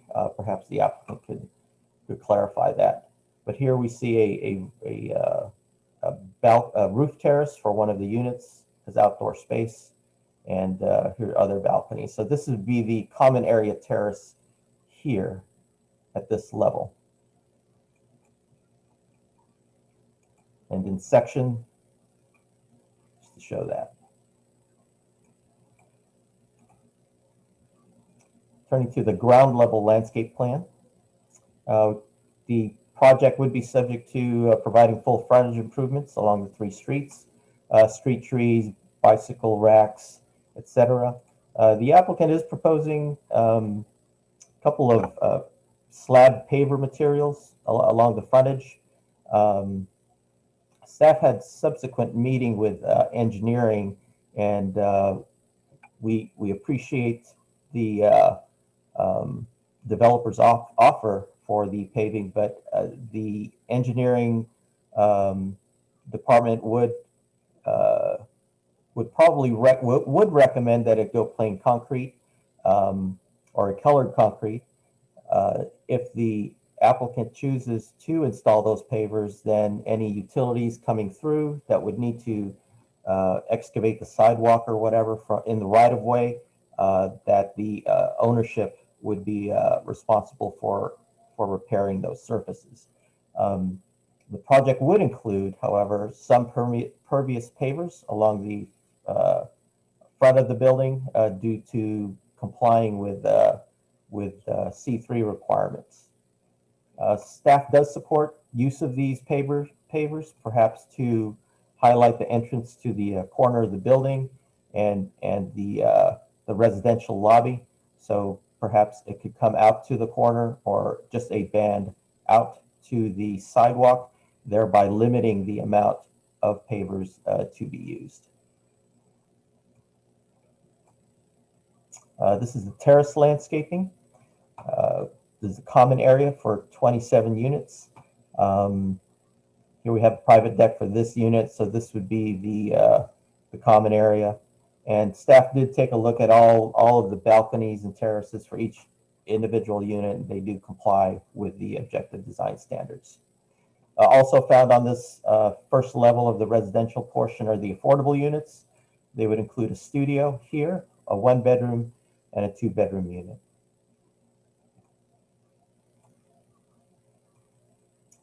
This is a vine trellis green screen proposed at this location. I believe it would be limited to this planter area, but not extend it beyond to either side. Staff's looking for input from that. Otherwise, there'd be cascading and grassy plant specimens, olive trees in here. But this deck is a deck system. Basically, it's a framework that's laid down on piers, and then deck panels or deck units in squares are supported by those piers. And finally, this is the rooftop private deck. Be accessible only by the penthouse unit, which occupies the 3rd floor in this location, and also includes the floor where the glass curtain wall for that silo is located. These are over here are mechanical units and clerestories, but this would include shade sails for coverage and provide different activity areas for that user. In terms of tree drip line encroachment, there's 29-inch oak tree at this location here. It does overhang the property. That would be the drip line. And here it is as an image. As we can see, it overhangs the property, it says 8 feet from the existing base of wall. My understanding is the applicant has made contact with the adjoining property owner and will provide an update on those efforts this evening. And with that, staff's recommending for the Design Review Commission to provide design comments to staff and the applicant, and if sufficiently developed at this time, make a recommendation to the Planning Commission. If approved by the Planning Commission, this project would come back to the Design Review Commission for 1 or more hearings on the mixed-use project. And with that, I'm standing by for any questions or comments you may have. Okay, thanks, Alan. All right, does anyone have any questions of staff? Carlos, I feel like you're talking, but you're muted. Alan, can you hear me now? I was doing the same thing. Go ahead, Carlos. Go ahead. Alan, just a question on the California side of the project. You mentioned the 70-foot distance between doors. Can you expand on that? What's the ruling? Sure. Well, sure. I'll go back to that image. The objective design guidelines provides a standard that entrances to either the residence or the businesses should not be separated by more than 75 feet. And I believe that comes from just the desire to have a certain rhythm along the elevation. There we go. That 75 feet would be a good rhythm to have at least an entrance. On this elevation, it's separated by 87 feet.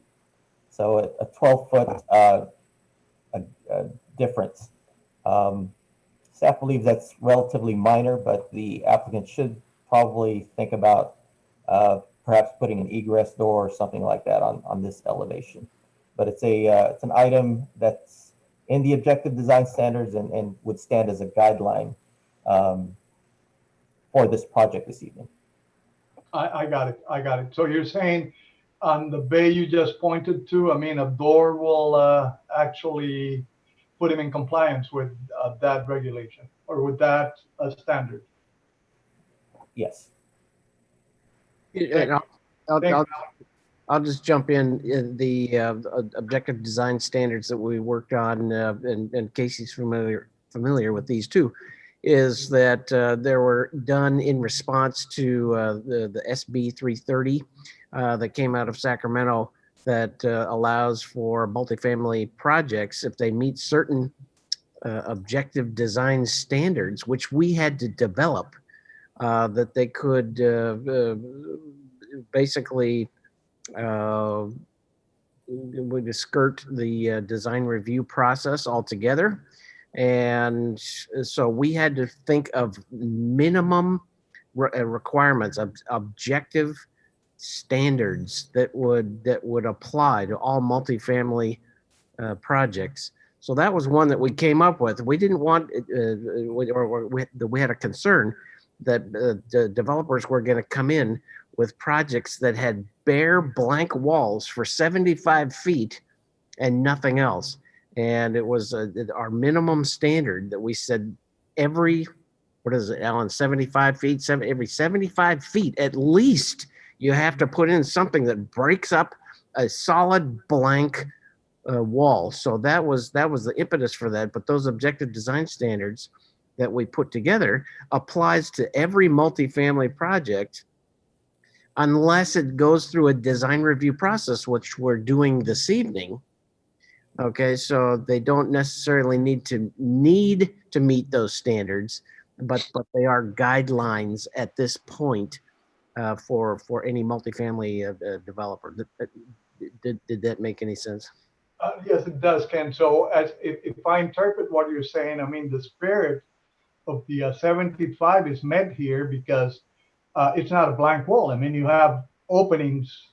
Right. Actually, you have bays that do create a rhythm on that first floor and keeps the building away from the blank wall effect that we're trying to avoid. That's exactly what we stepped up. Concur. I do have a question about that door though. So that door gives access to the ground floor commercial tenant and access to the units? This, no. Sorry. Sorry. The other one. This corner entrance would be the main entrance for the ground floor retail space. This would be a residential entrance to the units. Okay, thank you. And I think that might be, let me look at my plan. Hold on a second. Isn't there a residential on Bonanza? Yes. Bonanza? The kind of the doors in the middle there? Yes. Yes, so that would provide entrance egress for the residential units. It used by more than one tenant, yes. So first thing I want to do is disclose to the public that I did meet with the architect and the owner via Zoom yesterday, where they were able to just sort of run me through their design philosophy and why they're designing this building the way they are and why they want to build it, et cetera. So I was in listening mode, no feelings, thoughts, et cetera, were shared, but I just wanted to disclose that.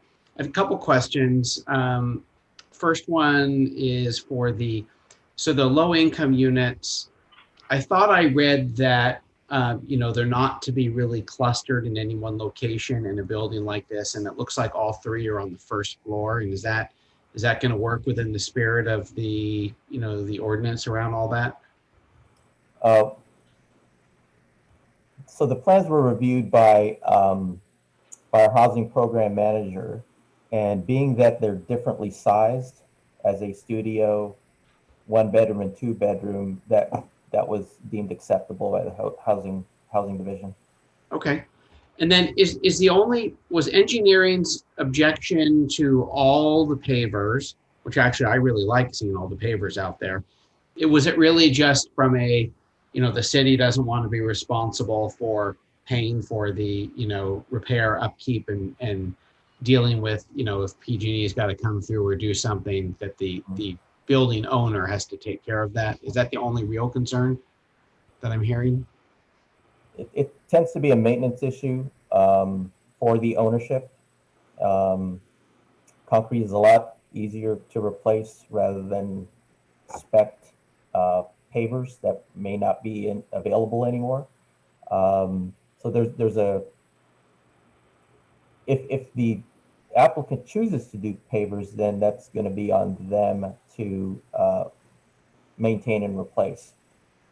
The city would not accept that responsibility for that architectural feature. And then I think my final question for you, Alan, would be, what are we hearing, if anything, from the adjoining residential neighborhood? The adjoining residential homes that are pretty close, what kind of feedback are we getting there? Public hearing notice went out, and I did not receive any correspondence during the 10-day noticing period. Okay. All right. Thank you. It seems like Mr. Bogstad's done his homework, and we appreciate it. All right, so I don't have any questions. Carlos, did you, anything else come up for you? No questions right now. I have some comments, but no questions. Okay. All right. So do we have a presentation from the applicant or any words? Yes, Yes. I believe he does. Yes. So welcome, everyone. David Bogstad, LCA Architects. I'm here with Mr. Dudum. And just thank you for hearing us tonight. As you know, sometimes, and this is inappropriate to say as a developer, this is really for the Dudum family. Julie Dudum, who runs Dudum Real Estate, will be in this office, and Mr. and Mrs. Dudum at the top in this penthouse and in the roof terrace. So it's really not a developer trying to come in and come out, but it's really the Dudum family trying to add housing, the much needed housing, to Walnut Creek. And so that's just the benefit there. This is a project, this is loading. This is a project that the Dudum family has been involved in the design. Julie was involved in what she wanted and sort of the gateway. Here's an illustration about the lyric and trying to do a building that's unique and has sort of somewhat historical aspects of Walnut Creek as a farming town. That's why the silos are in there. And so be able to do that. It's Casey will know, as computer renderings, they always want to make the glass sparkly, but we have used a gray glass in a project in Marin, and I'll show you that next. And that would be non-reflective. And then also there is automatic Meco shades that come down. We have that detail resolved. And to be able to do that so that at night these would come down, you'd have privacy or blackout, and that would be able to do that so that it would do that. So you would have no glare. And so here is, it's always nice to build a project and have all of the stuff put out and made difference, but this is a project where we've done the same thing. But back to the historical things, we looked at some of the things that were past Walnut Creek sheds. We don't have a windmill on this project, but doing that. The classic Walnut Creek Central Hotel, gabled ends, balconies, how that all works. This is a Walnut Creek Meat Market. When I first came here, they were still here. The big water tower. Just to give these semblances of design. The Shadelands thing, the nice curved entries, balconies. And then even this, years ago I did Shadowbrook Winery for the Jockners, and that's sort of the same images coming around and sort of bringing a little bit back of the farming into this community. The other thing is we have a lot of rounds in this town, a lot of rounded corners. Here's the Leisure Center. Here's right across the street from downtown. Here's, Plaza Escuela. This is Charles Schwab. This is the building we did. Again, the round. So the whole element of round on the corner seemed natural. This is across the street and Momo's now. And so that was the idea for that rounded form at the corner. And so, and then you see Yogurt Park or whatever it's supposed to be. And then across the street, you have the lyric, sort of this, I hate to say this could be anywhere, but wanting to do something that's unique to Walnut Creek, and that's where the articulation of the design. Water tower, we want to make that on the roof functional. Mrs. Dudum's going to have a garden. We were teasing that she's going to have the only corn grown in Walnut Creek to sell at the farmer's market. So we want to do something that's real and works. I love, the Bancroft Gardens and the siding and the textures. So that's the idea behind this. So materials, everything else, the idea behind the round, the gray glass and the shades to have that rounded corner and make it a statement of you're entering downtown. We would love to take off a lot of this paver, so we're more than happy to do that. This is a commercial space. The Dudum's dream is to do a Jewish deli, and I had to put some pictures in it since it's almost 9 o'clock and I haven't had dinner. So, so this is great. To come here, maybe they'd have late nights for DRC. You come here, have a sandwich, and then do in. So we would have doors in there. Just don't know where the doors are on California. I had to throw in these sandwiches. I'm hungry. Now you're torturing us. Yeah. No, stop. And then we would have seating along that edge too. So just as with COVID, outdoor seating is a thing, but we'd have seating along that glass wall. How that's all done, but that would be done in planners and everything else. But to get that outside, there isn't a great deli here. There is farther out, but just to be able to have that richness, I've told the Dudums I want the different cheeses and everything else, and so hopefully that will be brought forward. Residential plans, how that all works. Just on this is a penthouse unit on the top for the Dudums, and the stair to the roof terrace. Now the roof terrace is unique in the sense that it's going to be grown for vegetables, moving from a house in Danville into the urban village here, so that would be able to grow and do that. And you would see the corn growing up off the roof. And that's sort of the vision there. So hopefully that gets people interested. Just a little footnote back to the thing. You see the tree, and I met with John Traverso last week. We're going to move this retaining wall. I think you can see my arrow out 2 feet. And the tree, this building was pulled back so the tree can flip in through here. So I don't believe the tree's an issue. The other thing that we're doing and this is from the Shui perspective, we're getting rid of all the power lines here. We have to underground it. We're going to bulb out that corner at the end here on Bonanza. So that will all benefit the community. Probably for our neighbors, we'll have a no right turn coming out. So they'll all go back into the city to keep out of the Almond Shoey neighborhood. This isn't, this is old Walnut Creek. I think it needs a refresh. I think we need housing, desperately need housing.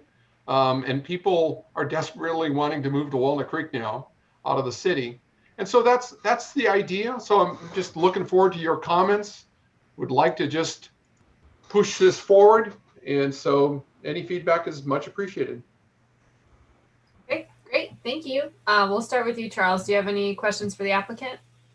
I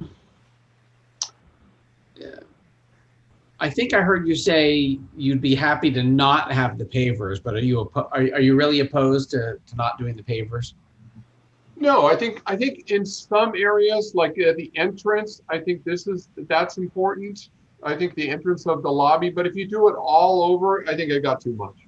So I'd like to do it at, Jack's dream is to make this a high-end property, so that, yeah, maybe at the entrance at the corner and at the entrance to the residential, I think that would be appropriate, but not through the whole sidewalk all the way across. Okay. And I just want to confirm, I'm pretty sure, but other than the 3 affordable rentals, these will be owner occupied condos, right? To be determined, but we're going to do it as a condo project as of today.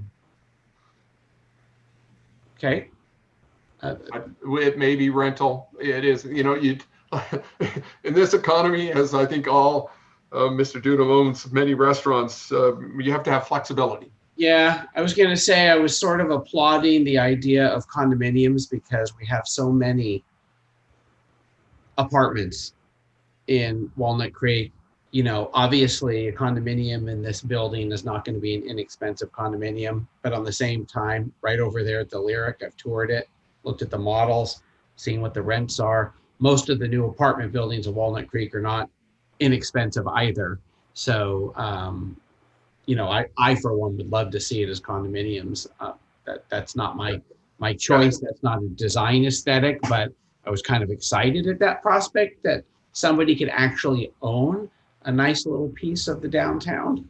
But no other questions. You know, my other question earlier was really, you know, how the neighbors felt about it. It doesn't sound like, maybe you have something you can share about sort of how the neighbors are feeling about this. No, it's silent. So that's always a positive aspect. And now we have public hearing. And so that may unfold, you know, 15 people. So I'm humbled by that. But I think it represents the needed housing for the area. I think we're sensitive. We're stepping back from our neighbors and trying to have as little impact into the stuff. And my heart believes that they would love a deli hearing. All right, that's all I have in terms of questions. Thank you. Thank you, Charles. Okay, Carlos, any questions for the applicant? Yes, David, how are you doing? Good, Carlos. I have a couple of questions. Are there any ADA requirements here? I mean, I assume that for the first floor there are, and my assumption is that you guys are very savvy and you're following all of them. But are there any requirements for units to be accessible? Yes, any unit that has an elevator, all units have to. So the key word here is all units have to be adaptable. If you did hotels, they have to be accessible, but adaptable, so that if any person, including the Dunhams, who wanted to convert their unit to make it accessible, has the opportunity with just screwing things into the walls and making that work this way. But access to decks, moving through the facility, using the restrooms are there, relatively easy. Your head building official, Mr. Kong, is very astute in making sure I follow all the rules. I see what you're saying. So you're saying counter heights, bathroom dimensions, everything is there, and it's just a matter of moving some things around and Right. adapting the unit. That's correct. Yes, and the other thing, can you walk me again through the through the finishes on the elevation, and we can use this elevation. Yeah. So this is so first of all, this is curtain wall. So, but it's radius segmented, so it looks. But we'll do the trim round so that it looks like it's circular in nature. I wanted to start with curved glass, as every architect would, but the cost is too much. This is metal panel in through here. More, I mean, 1716 loft, what we finished, you know, when we did the brick, when you walk around this building, you will see the metal panel with a hint of this siding, but the metal panel will be the strong focus on there. So rubbing against it, everything else, it will read when you walk around it, because rarely, unless you're sort of like stopped here, you don't really see this. You see this is the better elevation, but even this, you're walking through there, and hopefully there'll be more street traffic along there.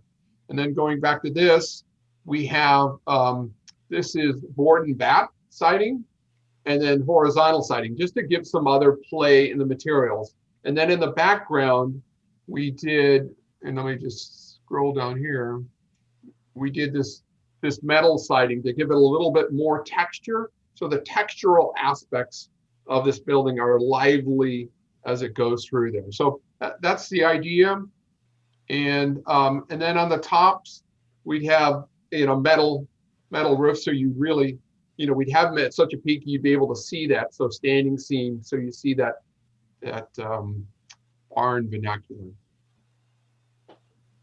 Yeah, it's pretty rich, which is great. And You know, I think it's full of references, and it brings me somehow back to my postmodern education years, where all these things do have a meaning and they all do have a reference and they do have a historical backing, which when you actually gather them and put them together, uh, tell a story. And I think the building does tell a story, which is a great thing. The round elements, the gable roofs, yes, the materials, and I think that's a fortunate outcome of this building.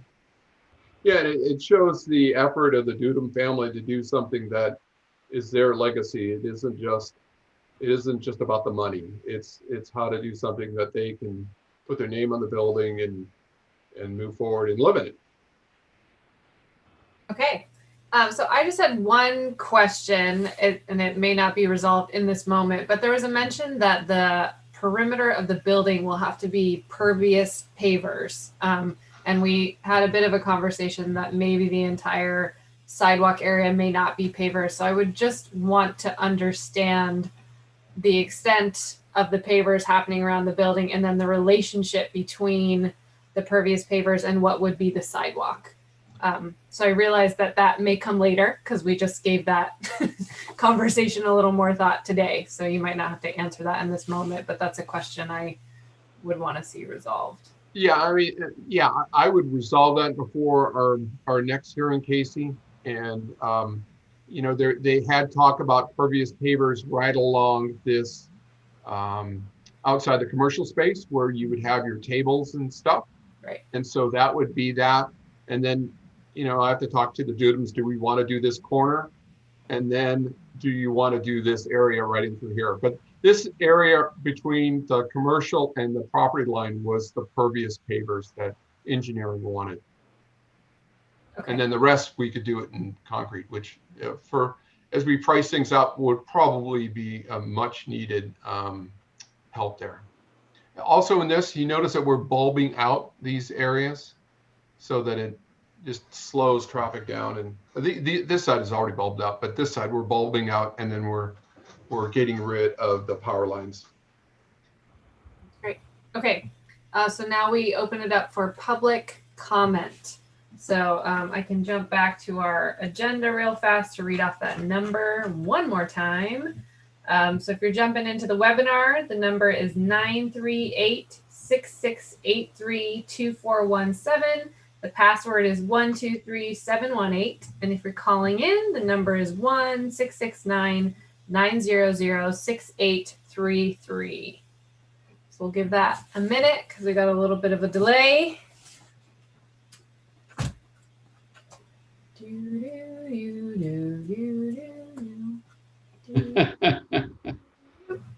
I'll take architecture buildings for 500.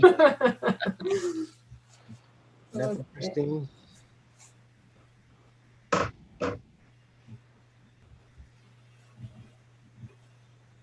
Yeah, we're not showing anybody wanting to chime in.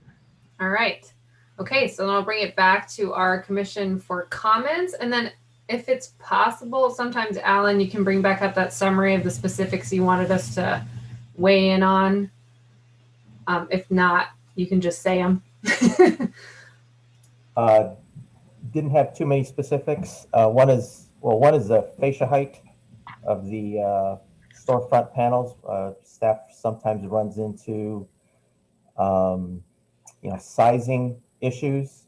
The rule of thumb typically is half the fascia height would dictate the maximum letter height. For example, if you had a 36-inch fascia, then what feels right graphically for sign copy is an 18-inch letter. And that might, not sure of the dimensions, if Mr. Bogstad maybe could, do you recall how you designed that, whether it's 36 or 24? It's 36, so we can. Okay. We're gonna follow you the sign guidelines. I don't want to go through a meeting like the first meeting. I believe staff would be okay with 36. 18 is typically what we allow as a maximum. The other issues, just the design of the building, the architecture and the landscaping. I think Mr. Bogstad responded to the tree issue, which we'll discuss further. But in terms of the sufficiency of, for example, the podium deck, common area deck, is that landscaping sufficient for that area or appropriate? But otherwise, staff is pretty satisfied with the architecture of the building. A lot of movement in it, a lot of variety in materials. So. Okay. Okay, so Charles or Carlos, is anyone? I do have a comment. Great. I'm not muted, right? Okay, so Dave, can you go back to the elevations or Alan? I can. California elevation. Okay, hang on a second.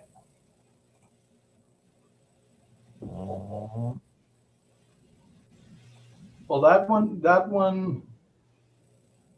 Yeah, David, it's just that, I think that the building's got the family tree correct. I mean, where the elements are coming from, how they relate to a history of Walnut Creek that's coming to too many people. It means a lot to many people, and that's very important. Now, in terms of how you put the elements together, I feel that the base does not relate so well to the rest of the building. I feel that the base is disconnected on both the south elevation and the east elevation. I see it like an independent element where you actually sit your residential, but I don't know.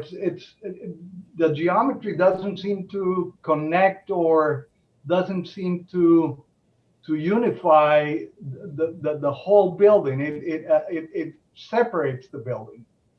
That's my sense when I see the elevation. I like everything in the building except for this articulation between the base and the rest of the building. I like how you end the building with the gables. I like how you end the building with the cylinder or the silo. I like how things pop in and out. I like the materials. I like the windows.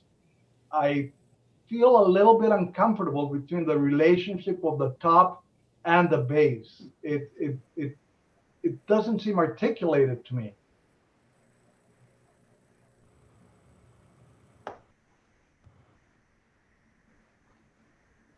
Okay. Carlos just went. Charles? Can you go back to just the first page?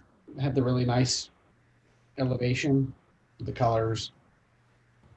I'm the one non-architect on the whole DRC, so I look at some of this stuff through a different lens. I look at it as, what do I think when I walk up to drive by various different developments? And how does it make me feel just from an emotional standpoint? And I think it's a really, really nice building. I think this would be a huge upgrade to what is there today. I'm very familiar with what's sitting there today. And I think this will add a lot of class to that corner. I love the finishes. Kind of has that farmy house feel. I like that. I do hope that the water tower actually makes it. I was always disappointed that the water tower never made it in the Orchards development over where I live. I thought that would have looked really slick. And it fell by the wayside. So I hope this one really, really does make it. But I like the colors. I like the proportions. The way the windows are set, I just think it's a really, really nice upgrade to that piece of land. And that's how I feel about it. All right. Okay. So for me, I agree. I really like the water tower. I wanted to mention that. I also had a chance to talk with the design team prior to meeting today, and I mentioned then, and I'll say it again, I just want to make sure that the curving element on the corner is not super reflective, and I know you addressed that in your comments, but I like it not looking super slick. I like it feeling a little more like a galvanized element, not literally, but visually. And then I think as far as the podium deck, the landscape is pretty simple, but I also recognize that there are private patios as well. So I imagine that the use of that podium deck will remain fairly simple. And so I think the limited programming in there is appropriate. So I don't have any issues with that. I appreciate that there's an effort being made to keep the tree, even though it's not perfectly structurally upright. It does have a pretty nice canopy. So I think that would lend well to helping the building's scale and how it would fit on the site.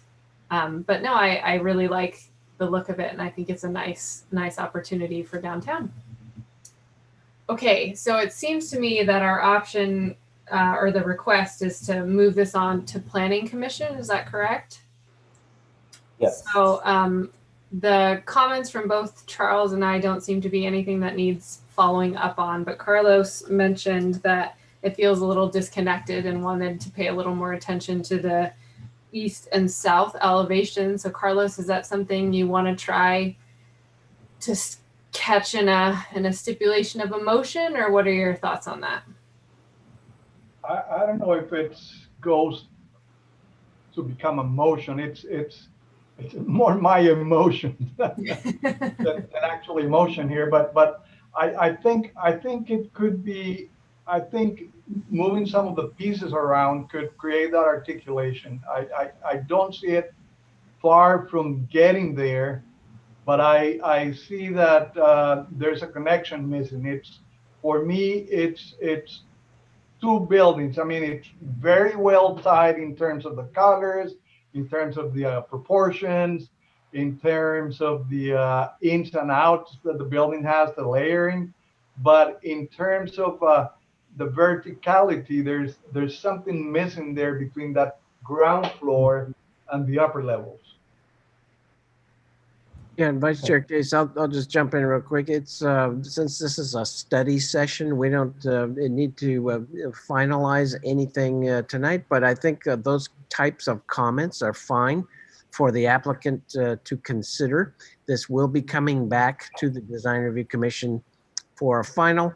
We're just looking for significant comments that may hinder the Planning Commission from making its decisions regarding the tentative map and the tree drip line encroachment. And I think that was it. Is that right, Alan? Yes. Okay. Yeah, so we can take all these comments and have the applicant consider those and tweak the architecture if that's appropriate. And then we can discuss all this again at the final commission hearing. Great. Okay. Okay. You know what? I'll add a couple other things. You know what jumps out at me is the little squiggly line on the silo. Mm-hmm. Is that actually something, David, or is that an artistic line? So we'll take that off for the next one, Ken. It kind of looks good. If you want to do a squiggly line, that's great. The other issue, I thought it was public art. So. The other issue, I don't know, Alan, can you bring up the site plan again? And this issue just came up today. We're having issues with PG&E and the placement of trees too close to gas lines. So I don't know if you've, David, checked with PG&E and made sure that they're good with whatever trees you've got.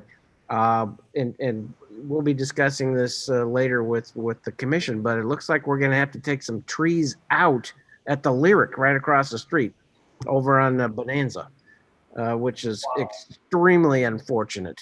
Extremely unfortunate.